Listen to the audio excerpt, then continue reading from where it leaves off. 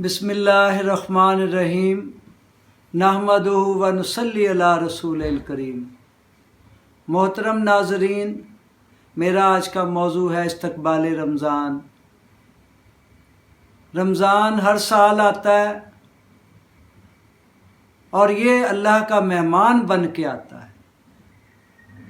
आपको ये मालूम होना चाहिए कि हर मेहमान की एक अपनी हैसियत है। ऐसा होता है कि किसी मुल्क का वज़ीर जो है वो दूसरे मुल्क में मेहमान बन के जाता है। बाज़ का किसी मुल्क का वज़ीर आज़म मेहमान बन के दूसरे मुल्क में जाता है। बाज़ औक़ात किसी मुल्क का सदर जो है वो मेहमान बन के दूसरे के मुल्क में जाता है। अब वो मुल्क वालों की पूरी कोशिश ये होती है कि जिस मुल्क के ये मेहमान है वो हम इसके साथ ऐसा हुस्न सलूक करें और इसको ऐसा राज़ी करें कि वो मुल्क वाले, वो आवाम हमसे राज़ी हो जाए। और हमें भी ये सोच लेना है कि ये जो मेहमान है ये किसका मेहमान है। ये शहनशाहों के शहनशाह, बादशाहों के बादशाह, अल्लाह का मेहमान। रसूल पाक सल्लल्लाहु अलैहि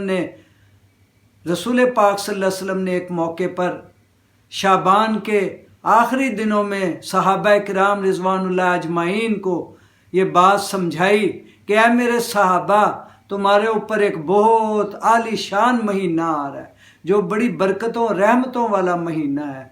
इसमें जो फ़र्ज़ है, एक फ़र्ज़ उसका सवाब 70 फ़र्ज़ों के बराबर हो जाता है और इसमें जो नफिल है उसका सवाब फ़र्ज़ों के बराबर हो जाता है। ये सब्र का महीना है और सब्र का बदला जन्नत है और ये लोगों के साथ दुख बांटने का महीना है।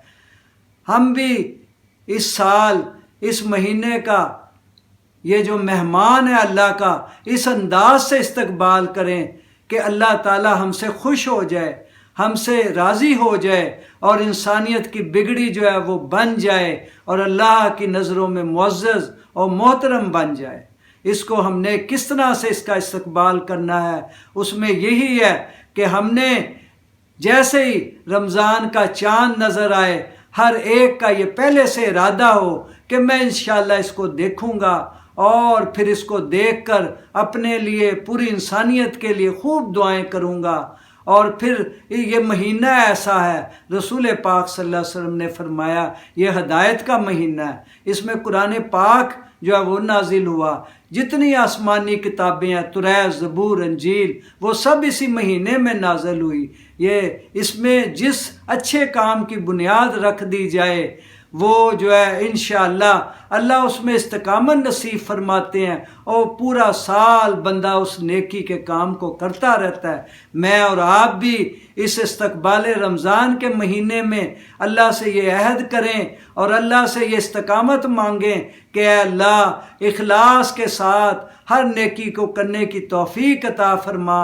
और ये जब रमज़ान का महीना आए, ये मैं इसको अपने ऊपर बोझ ना समझूं बल्कि इसको खुशी समझ रहा हूँ। अपने रिश्तेदारों, अपने अजीज़ों कारब, अपने जानने वालों को इसकी मुबारकबाद दे रहा हूँ। अगर ख़ुद मिलकर दे सकता हूँ तो उसके ज़रिए, टेलीफोन के ज़रिए और जो मेरे पास पैगामात के ज़राए हैं, मैसेज हैं, उसके ज़रिए ये जो है इसका इस्तकबाल जो है, इसकी मुबारकबाद जो है सबको पहुँचाई जाए। रसूल पाक सल्लल्लाहु अलैहि वसल्लम ने एक मौके पर फरमाया कि अगर लोगों को पता चल जाए कि रमज़ान जो है इसकी बरक़ात और इसकी रहमतें क्या है तो हर एक ये तमन्ना करे कि अल्लाह पूरा साल जो है वो रमज़ान बन जाए। इसीलिए रसूल पाक सल्लल्लाहु अलैहि वसल्लम रमज़ान के आने से पहले ही अपनी इबादत को बढ़ा देते थे, अपने जज्बे और जोश को बढ़ा देते थे।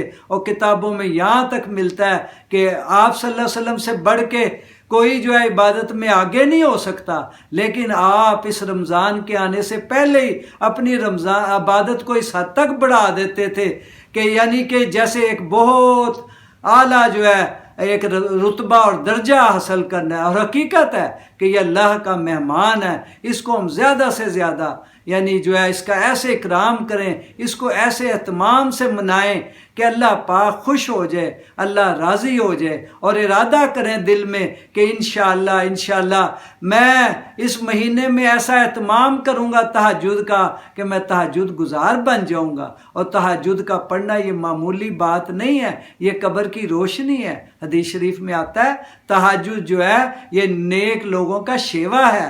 آپ صلی اللہ علیہ وسلم نے فرمایا تہجد کی نماز ایسی ہے، اگر مجھے اس کے فرض ہونے کا خطرہ نہ ہوتا تو میں روزانہ اس کے بارے میں اپنے ہر امتی کو اس کی تاکید کر دیتا۔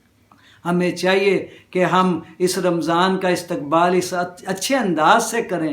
اب دیکھیں جیسے ہمارا کوئی مہمان آتا ہے، اس کی خوشی میں ہم کیا کرتے ہیں؟ ہم یعنی کچھ نہ کچھ جو ہماری حیثیت ہے اس کی خوشی میں بعض کا کھلاتے ہیں، پلاتے ہیں۔ تو اب ہم اس رمضان کا استقبال کس طرح اچھے طریقے سے کر سکتے ہیں کہ جو ہماری حیثیت ہے انہی پیسوں کو ہم جمع کر کر اپنے جو ہم سے کم تر درجے کے لوگ ہیں، پریشان حال ہیں، ان کو یہ ہدیے میں پیسے دے دیے جائیں تاکہ وہ بھی خوش ہو جائیں اور اللہ بھی خوش ہو جائے، اور اس کو ایک اچھے انداز سے منانے کی کوشش کریں۔ اور انشاءاللہ جب ہمارا جذبہ یہ ہوگا اللہ پاک بھی ہماری مدد فرمائیں گے۔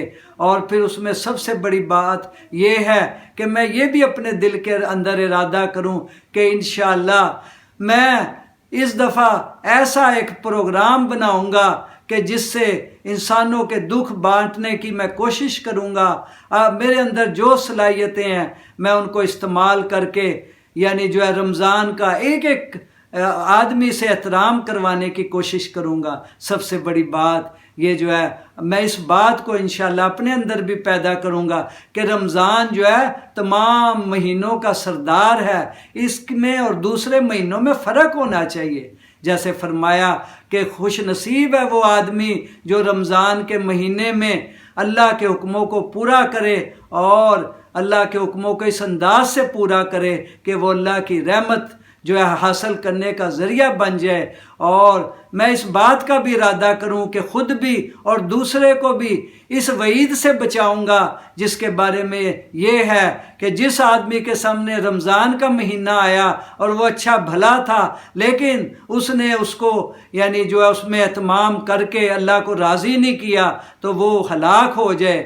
یہ صرف جبرائیل علیہ السلام نے نہیں ہلاکت کی بد دعا کی، رسول پاک صلی اللہ علیہ وسلم نے بھی کی، اللہ نے بھی کی۔ تو آئیں آج ہم یہ ارادہ کریں کہ ہم خود بھی اس کو اہتمام سے منائیں گے، اس کا اہتمام کریں گے اور دوسروں سے بھی کوشش کریں گے اس سے اہتمام کروائیں۔ اللہ تعالیٰ مجھے اور پورے عالم کے انسانوں کو رمضان کو صحیح معنوں میں ایسا منانے کی توفیق دیں۔